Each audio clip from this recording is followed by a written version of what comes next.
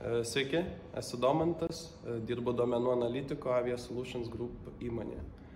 Noriu pasidalinti trumpą istoriją, kaip čia atsiradau.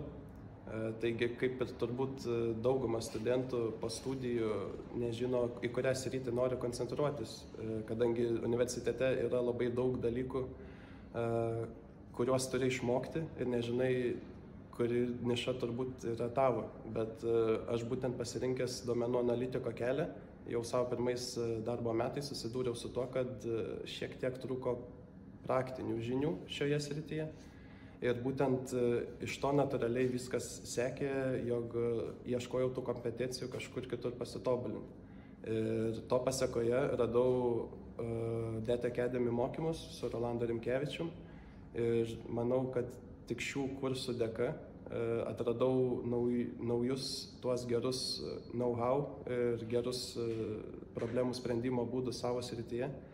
Ir būtent taip per metus nuo junioro pozicijos jau tapau vidutinio lygio specialistu.